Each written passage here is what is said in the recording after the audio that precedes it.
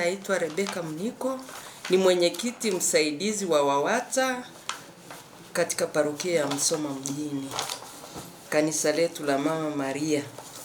Jamani, kama alivyosema mwenyekiti, kama alivyozungumza mwenyekiti wetu kwamba sisi wanawake wameandaa maombi dunia nzima kuzungumzia mambo ya amani. Kauli mbiu yetu inasema, njooni kwangu ninyi nyote mnaosumbuka na wenye kulemewa na mizigo, nami nitawapumzisha.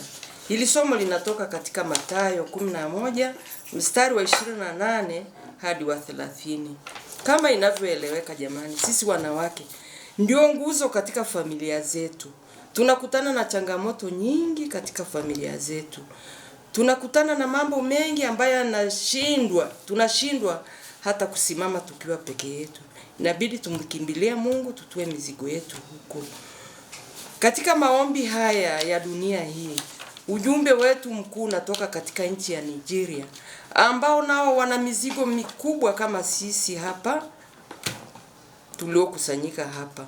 Kwa hiyo kwa pamoja tumekutanika hapa ili tuweze kupeana 1, 2, 3 katika maisha yetu ya kila siku. Mateso wanayowapata wanawake wa Nigeria, hata sisi nao tunayo. Kama ni changamoto tunazo, kina mama, nchi ikiwa haina amani, sisi ndio wa kuteseka. Sisi ndio tunaobaki na mizigo mikubwa. Wanaume mara nyingine wanatukimbia, wanatuacha sisi, wanatuacha na watoto wetu.